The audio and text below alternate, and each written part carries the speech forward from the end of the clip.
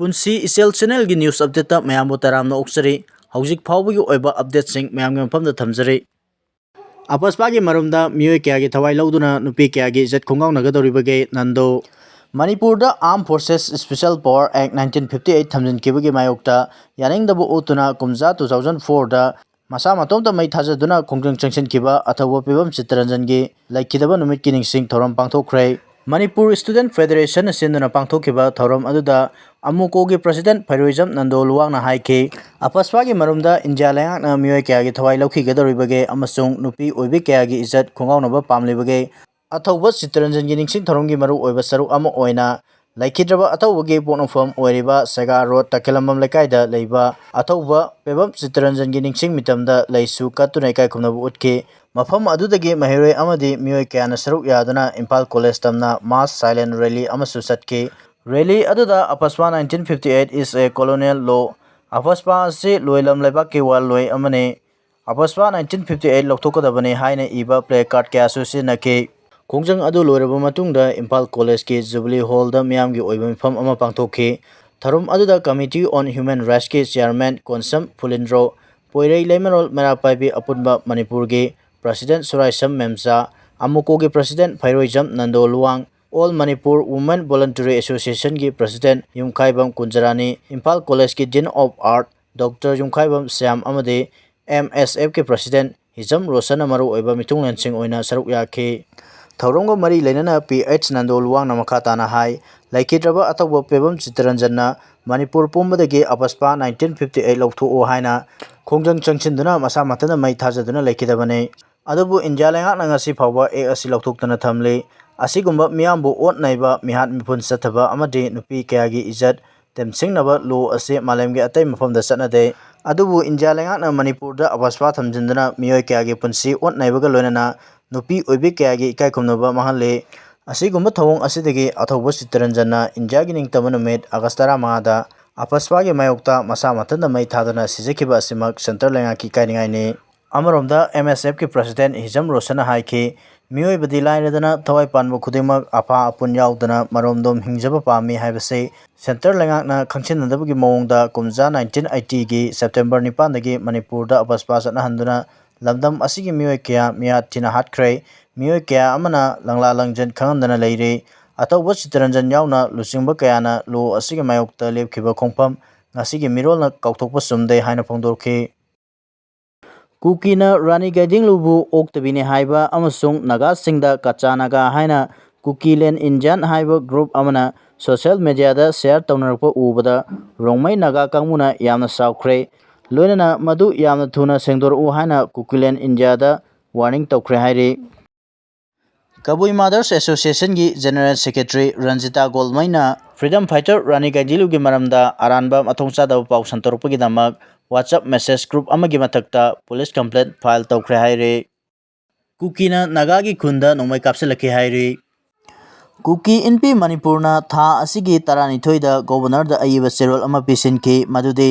नागाना काइफुनदाइजांगदा 69 सुबा Nagalim independence day तौगनी हाइना तौरिबा अदु तौहनबिगनो मरमदि हाइरिबा मफम अदुदि कुकीगी कुंगपी नाउसेन हाइबा खुन अदुगी जुरिडिक्शनदा लैबने नागागी लम नते मतमगी मतुंग इन्ना मदुगी लमदु कुकीगिने हाइना कोर्ट मखल खुदिंगदा सेटलमेंट तौख्रबने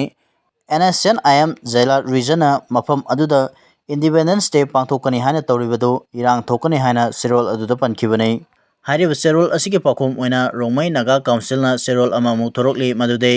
कुकी इनपिना गवर्नर द सेरोल अमा इरगा नागागी इंडिपेंडेंस डे थिंगनबा सेरोल अमा थारिबदो नागागी कल्चर एंड पॉलिटिकल राइट खुद थिंगजलकपने 15 अगस्त 2025 के अहिंग पुंग 10 मखाई ताबदा खुलाई पाइबा कुकी मिलिटेंट ना काइफुनदाइजांग ओल कसार रोड खुंदा नागागी युमदा नोंमै कापसिलखे मसी नागागी सिविलियन अमसुंग नागा कम्युनिटी दा अतमदना चथरकपा अटैक ने हाइरे नागानसु मखोगी कम्युनिटी असिबु असिगुम्बा थौंग असि ngaktoknaba थबक थौरम पुनमक पाइखटकनी हाइना वार्निंग तरुकली मणिपुरदा शांति अमसुंग कम्युनिटी अंडरस्टैंडिंग अमा पुरकपदा थादौ इनपी मिजोरामना सपोर्ट तवी मणिपुरदा शांति अमसुंग कम्युनिटी अंडरस्टैंडिंग अमा पुरकनब होनबदा थादौ इनपी मिजोरामना सपोर्ट तवी हाइना लुप असिदा थादरकप चेरोल अमना हाइरे चेरोल असिना मखा ताना हाइरिबना मणिपुरदा थादौ अमसुंग मैथै community अनिगे मरक्ता understanding ama thamba yauna santi amasung tangdu leitaba phibam ama hanjilaknaba honariba santi ki khongthang khudingmakta support tawi loinana tha asigi tarukta Imphalda thadau amasung Manipur gi civil society organization singa chatakhiba santi ki wari adubusu taramna ui Manipur da hojik thokliba kanglop ki irang ase laibak thibani hairaduna thadau amasung Zofet Zona Thalat tribe singbu maitai amasung atopa singna kuki oina lana lauduna sayatnaba khudung thiningai oiba phibam ama mayoknari Jo United ase 2023 ki September tarukta Mizoram NGO coordinating committee ki makhada semkhibani Imphal da thadau amasung maitai CSO singe marakta sathigiba santi ki wari adudasu thadau NP Mizoram ki president bu saruk yanaba invite torokhi thadau sing ase tonganba group amani kuki sunate hairaduna Mizoram government ki maikaidagisu thadau maitai amade Jona Thala tribe singe marakta Manipur da santi hanjinaba honariba asida support taunaba appeal tawri haire Manipur police na Indo-Myanmar border area gi tongan mafamda aktengnana satuna yengsankhre Mitop kaya yamna Changkakkhrabage haiba athuba matamda puthokpiyu Kumja 1951 1961 gi matungda kanglon kaina Manipur da Mitop kaya yamna Changkakkhrabage haibado laingakna athuba matamda puthokpiyu haina Mitai tribe union na phongdorokle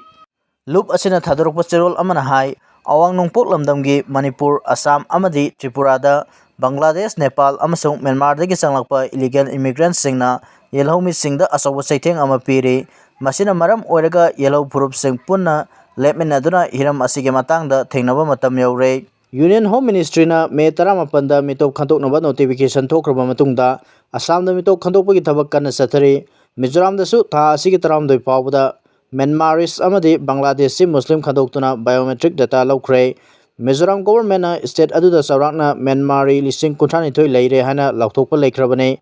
oirakliba phibam asina maram oiraga Manipur da su Kumja 1951 1961 gi matungda changlakpa mitop ki masing athubada lauthokpiyo haina phongdorokle CRPF amasung AR na kuki area ngak senma ngamdre Imphal East amasung Kangpokpi district ka lonabada leiriba buffer zone gi sanctity ase mafam aduda deploy toriba 38 suba Assam Rifles amasung CRPF na ningthina ngak senba ngamdre haina Singdai area core committee ki maikidigi pendaba phongdorokle committee asige maikidigi haribana haukiba August 16 da Kangpokpi district ki cycle sub division gi manung chanba kuki khul ama oiriba si Jaulen village da Arambai Tengol gi kangbu sing Sanungda leiriba CRPF amasung 38 suba Assam Rifles na mateng piduna amasung safe passage piduna changhalakhi thawong adu lambi sengdokpagi mingda changlakibane Chingdai da leiriba kuki khulsing asi 2023 gi May 18 da maitai group singna tumna mai thakibadagi asigumba thodok sing ase makha tana thoktanaba buffer zone semduna security na ngak senduna lakibani Central Force na chathariba thawong ase yamna ningba kainingai ni thawong asina makoi mafam aduda leiba safe oigani haiba thajatre haina phongdokhi Sahi taret ki matungda Trump amadi Putin Alaska da unakhre Russia ki President Vladimir Putin amadi US ki President Donald Trump anigi Ukraine da 2022 dagi hauraga soknarakliba Russia Ukraine war ase santi oina loisinaba meeting ama hanagi Russia gi lam oramba US ta yonthokhraba Alaska gi military base amada pangthokre